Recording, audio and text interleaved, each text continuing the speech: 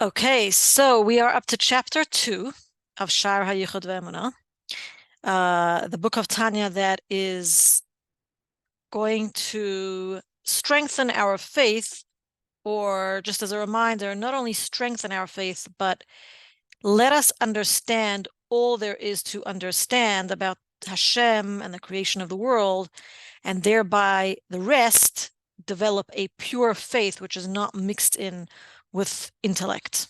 That is what is meant by pure faith, and that is the goal of Shaar Hayichud ve'emunah. So one of the things that Shaar Hayichud ve'emunah focuses on is the greatness of God. And one of the things that we learn when we discuss the greatness of Hashem is how Hashem created the world and how Hashem maintains the world by creating it every single second. And that theme is going to be expounded upon in these chapters. Now, last chapter, the very first chapter, after the introduction of Shaar Hayichud ve'emunah, we explained how Hashem constantly creates the world with his words, right? And if he would not constantly create the world would revert to nothingness. The world would cease to exist, right? So this chapter, the Alter Rebbe begins by refuting the argument of heretics. Now, it's interesting that he calls them heretics because in actual fact, the Alter Rebbe is referring to a group of people who may not deny that Hashem created the world. In fact, they don't deny Hashem's existence. However, they do deny two very fundamental beliefs.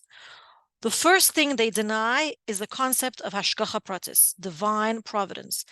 The concept of Hashgacha Pratis implies that Hashem is involved in every detail of the world, maintaining everything in existence. And they question how Hashem can be so involved with so many details and seeming multiplicity in the world and not change.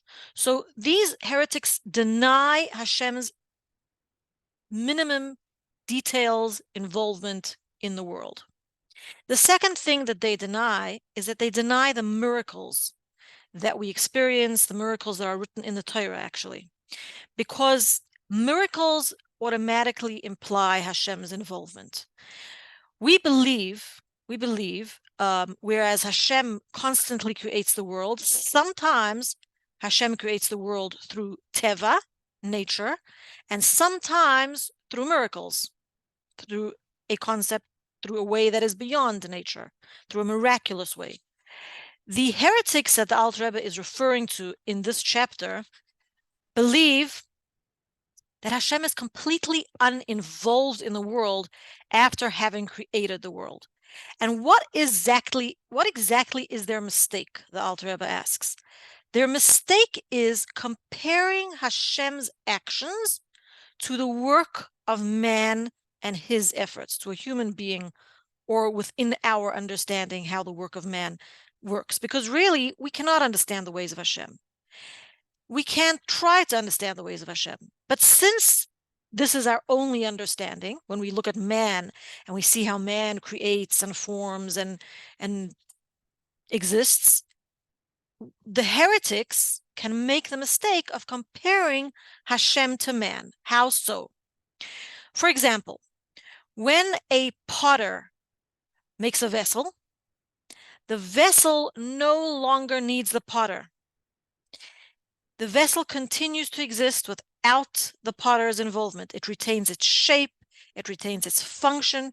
The potter does not have to be present. The difference is that man creates in a way that we call yesh miyesh, something from something. He only changes the shape and form of raw material. The creation of the world is different. The creation of the world is yesh me'ayin, something from nothing. Hashem created the world from nothing. There was nothingness, which is incomparable to what the human being does. And even the shape and form created by a human is limited. It's very limited to the kind of medium he is using, the amount of material he has at his disposal. It's not even considered creating, but it's simply actualizing a potential. So if you have flour and eggs and oil and sugar and cocoa powder, that has the potential to become a cake. If you have molten metal, all the human being is doing is simply changing its form. So the molten metal has the potential to become a becher, a menorah, or whatever else the human being decides to create. But he is in no way, shape, or form creating something from nothing. The creation of the world, to understand this better, the Alter Rebbe goes on to explain a very fundamental story in our history. To understand this even better, and to understand that the creation of the world is something bigger than even the splitting of the sea, the Alter Rebbe now goes into an explanation of how the splitting of the sea actually took place. Now, we all know that, the Jews were running away from Mitzrayim, and they came to this huge, big, enormous sea, and we know there were differences of opinion, what to do. Should we continue forging ahead? Should we go back to Mitzrayim? Should we daven? Should we wage a war? Whatever it was. And Hashem made a miracle, which we actually remember every single day. He split the sea. Now, what does it mean that Hashem split the sea? Hashem actually caused a strong wind to blow all night, and this wind was what caused the sea to split and to stand up like a wall. And our sages tell us that if Hashem would have stopped blowing this wind for even 1 second, the water would have reverted to its original nature, which is that water flows downwards. Water does not stand up and become a wall, right? Now, not only did Hashem create water, but from this we understand that Hashem created the nature of water. So going back a second, not speaking specifically about the splitting of the sea, but let's examine for a second the creation of the world. Not only did Hashem create the world, but he created everything's nature. So the nature of a wall, a stone wall, is to stand upwards. The nature of water is to flow downwards, right? Each creation's nature is created as we see it. And in this case, what did Hashem do? He changed the nature of the water. The nature of the water is usually to flow downwards, and Hashem changed the nature to stand upright. But even though water's nature was a creation, Hashem still had to constantly blow the wind to change the nature. Otherwise, the waters would not have remained standing up. So in this case, Hashem actually changed something that already existed. This was not like creation of the world. Hashem created the nature of the water, yesh miyesh, something from something, something to something. And even so, this reversal of nature had to be constant.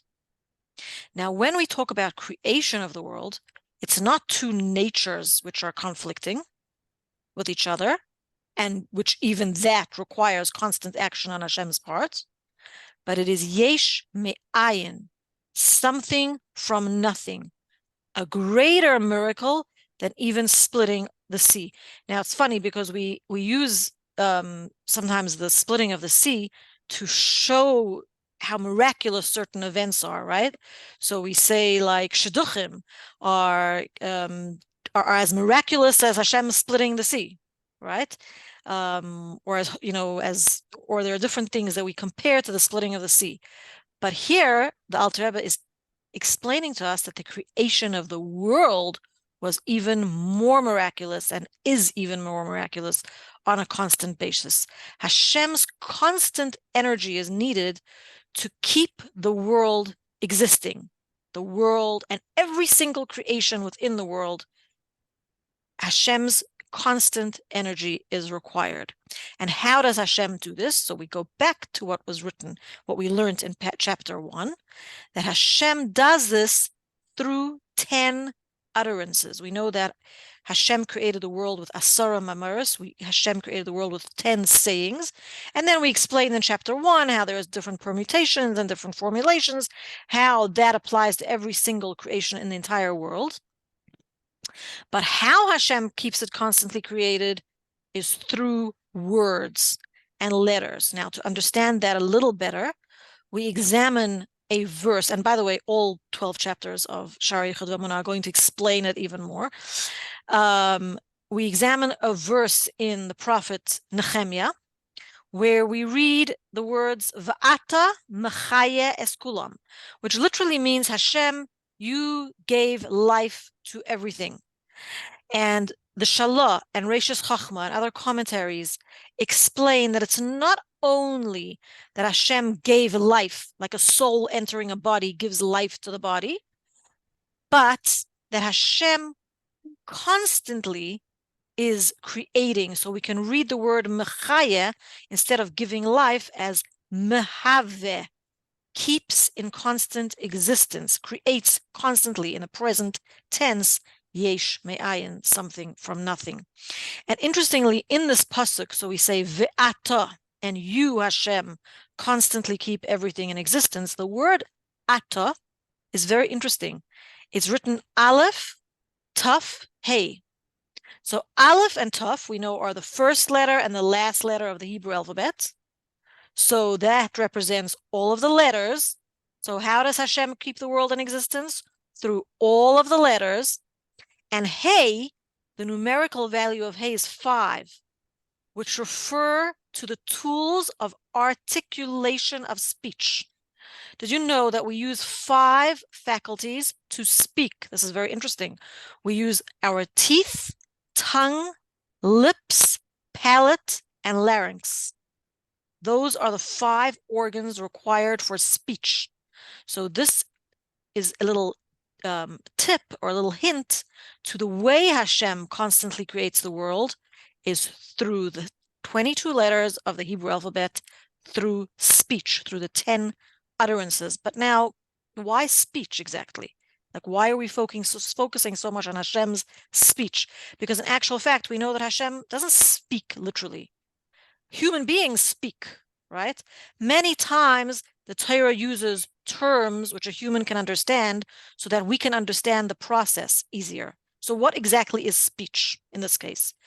Speech is a way for us to understand what Hashem does. Speech is revelation. Speech refers to revelation. Thought is for myself. No one knows what I am thinking. Speech is for someone else. You are revealing your thoughts. So, when Hashem created the world through speech, Hashem revealed himself within this world. And the coming chapters are going to explain to us exactly how Hashem revealed himself through speech. Because one example of Hashem revealing himself through speech is the concept of prophecy. We know that there were many prophets throughout the ages to whom Hashem revealed himself. And how did Hashem reveal himself to those prophets? By speaking to those prophets. In other words, we see in the prophet Shmuel how he says, Ruach Hashem diber bi umilosai al lashoni. The spirit of Hashem spoke within me, and his words are upon my tongue. So the way that the prophecy of Hashem came to a prophet was through speech and letters that Hashem actually spoke to the Nevi'im. Similarly, Hashem makes himself present in creation through the letters of the 10 utterances. And this expression, present in creation, is going to be really, really examined in the upcoming chapters, that Hashem is here within creation, not only constantly creating and maintaining alive, but he's here with us every second. And that is why we read a verse in Tehillim, which the Alter Rebbe quotes, Bidvar Hashem shamayim na'asu, uberuach piv kol tzva'am. That Hashem created the heavens with words, and the breath of his mouth created all the hosts in the superior worlds and the inferior worlds. Now, the difference between creation and prophecy, although they were both accomplished through the speech of Hashem, is that creation, the speech of Hashem, goes through many levels and contractions until the letters of Hashem become physical, actualize into a physical world, whereas prophecy remains on the spiritual level. In fact, we are told that the prophecy of Hashem to a Navi comes from the level of the world of Atzilus as it is expressed in Bria. Now, we don't have to actually understand that perfectly without knowing that there are four worlds, Atzilus, Bria, Yetzira, and Asiya, and that the creation of the world, the words came down a lot further to actualize into physical objects and natures of those physical objects, as said before, whereas prophecy remains something spiritual and relied on the prophet to convey those words to the nation.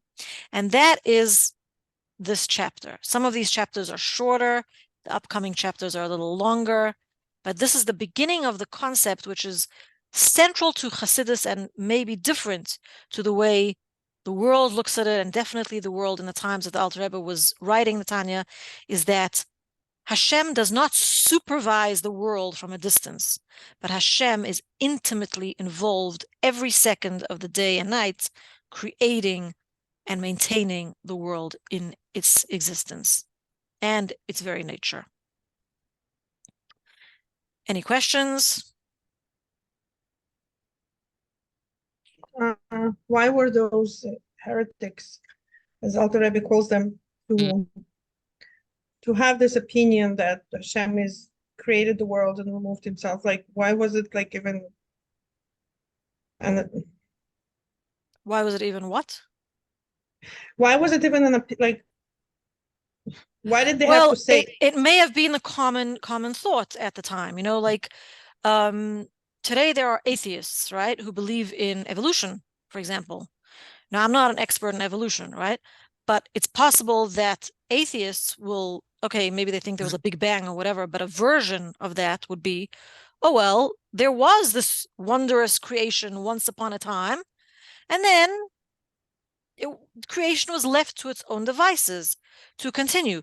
The whole point of having faith in Hashem, which is the point of Shaar, Hayichud, V'Emunah, is to realize that Hashem is intimately involved with every aspect of our lives, from maintaining us alive to everything that goes on in our lives. Hashem doesn't leave us or any detail in our world for a second. And that was really the chiddush of Chassidus, because before that, people could have, there's nothing like, it doesn't seem to be that Hashem is intimately involved in our lives. It appears something completely contradictory, which is why the Alter Rebbe came along and said, no, in order to have faith in Hashem, we have to understand how the creation of the world works.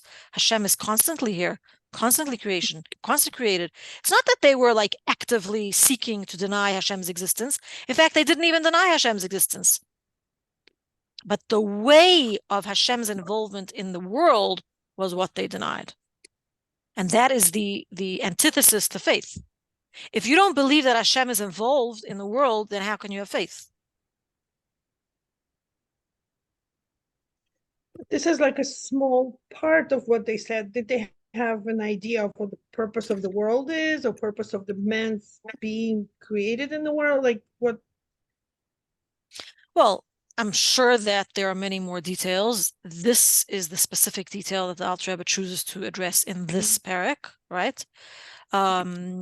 Many people who don't believe in God will just, tell you, yeah, it's enough to be like a good person and, be nice to people and have morals. And then, the translation of what those morals are what a person himself thinks with his limited mind, not necessarily understanding that it comes from true morals and ethics come from Hashem, right? It can be so developed, this idea. Mhm. And when does the free choice come in? You've asked this before, right? So, free choice is similar to the question in Shaar Hayichud V'Emunah, because the basic question of Shaar Hayichud V'Emunah, as we're going to see further, is do we exist or do we not exist? Right. So do we have free choice or do we not have free choice? Yes, we have free choice. At a later point, we can do, there's a sikha in Chelak Hey that really discusses free choice. We could go into as well. I can't profess to be the expert on that, Shalamas. You have a free choice.